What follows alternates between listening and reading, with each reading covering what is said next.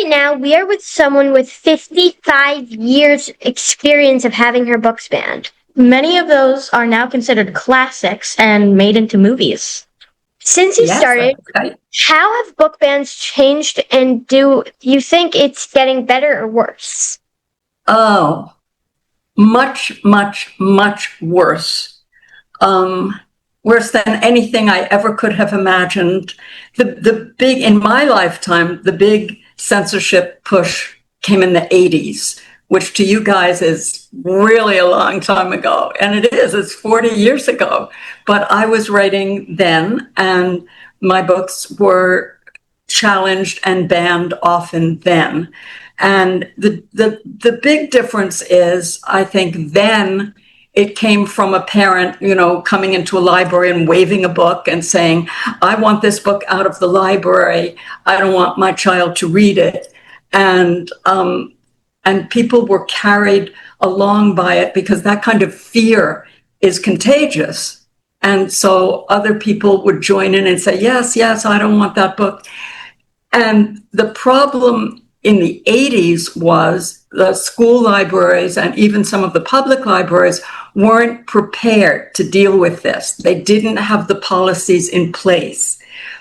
Along the way, they got their policies in place so that if someone came in demanding a book be removed, they could ask the parent or whoever it was that was complaining about this to fill out a paper. What is it about this book that you don't like? And also to get across the message that you might not want your child to read this book, but you don't have the right to tell other people what books their children can read. So you tell your child, I'm sorry, I don't want you to read this book.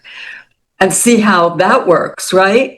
All you have to do is say to a young person, you can't read that book, and they are going to find a way to read that book.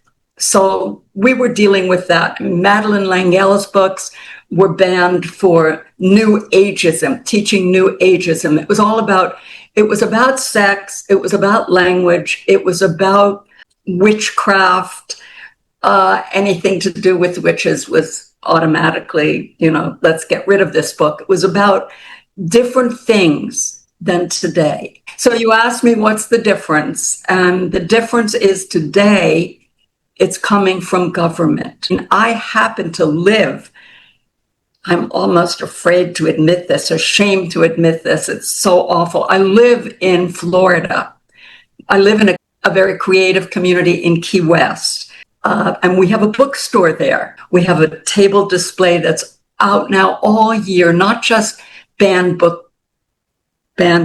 week. I always have trouble saying that, but all the time. We have like crime scene tape around the books on the table, and we change the books up all the time.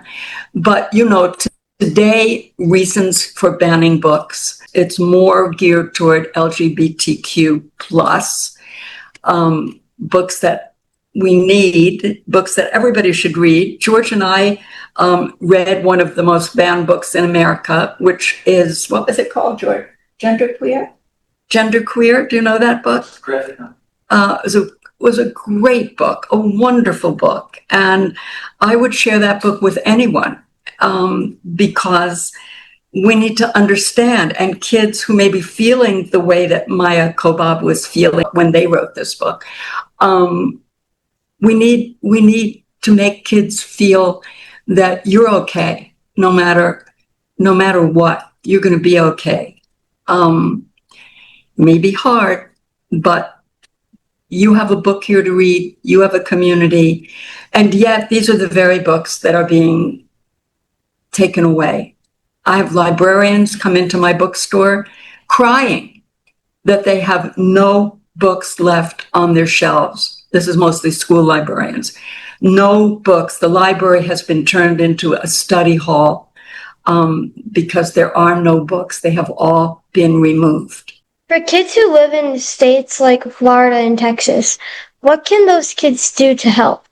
State legislatures are deciding they really don't know, they're not trained the way librarians are trained to choose books. Librarians don't choose bad books to put in their collections. They're very professional about it.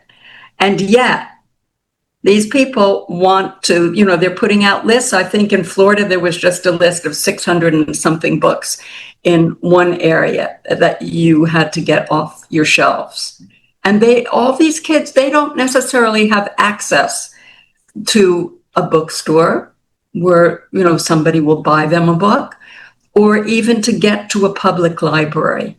And so this is what's so really, really sad, really pathetic, that you're doing this to these kids. So what can we do? I want them to be able to do something. I want them to listen to you and say, well, we could do that too. If they had, you have support from adults in your lives, right? They may not have the support.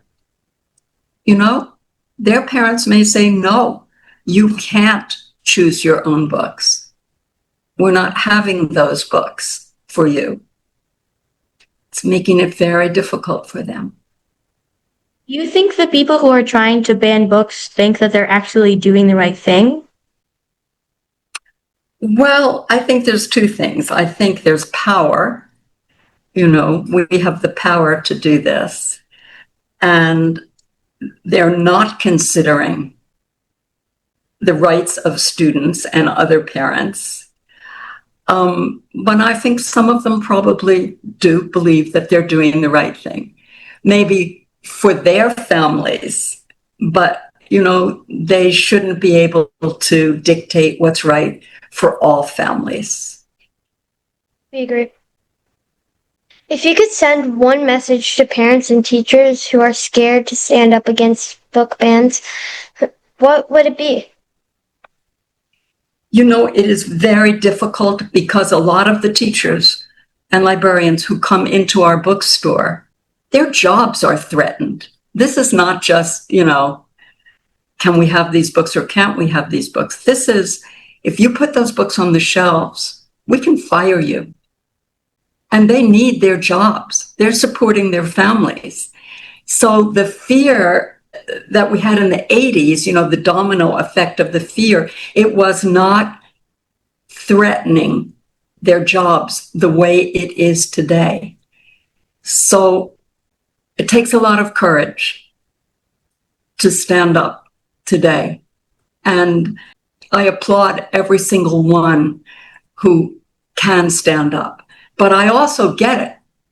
Your job is threatened.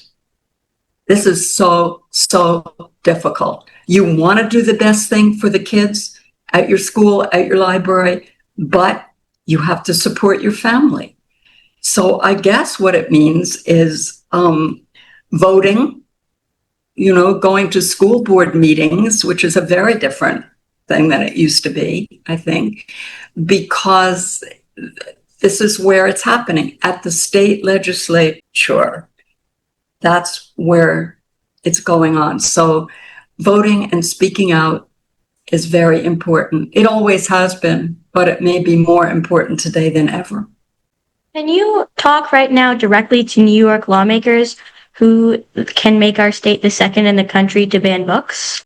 Well, that would be a wonderful, wonderful thing to do for all readers, of all ages, who need to be able to have the freedom to choose the books they want to read. My parents, long ago, my mother was anxious and nervous about everything, but not when it came to what books I was reading. And I often say the greatest gift my parents ever gave to me was the freedom, makes me cry, the freedom to choose whatever books I wanted to read, because books were a good thing and reading was a great thing. What could they have wished for more than their daughter love books and be a reader? Because they were readers and they loved books. And my mother took me to the library when I was very small every week, and I would choose armloads of picture books I still love picture books. I love to sit on the floor with picture books. And so I never was afraid of reading, and they weren't afraid of allowing me to read. So this is what I'm saying to the lawmakers in New York State. It's a good thing to read, and it's a good thing to be able to choose your own books. And we need to do that to make sure that kids have the books that they want to read, books where they can find themselves and also find out about other people.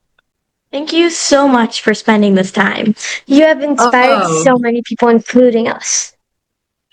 Thank you guys so much. I'm so glad that we were able to do this.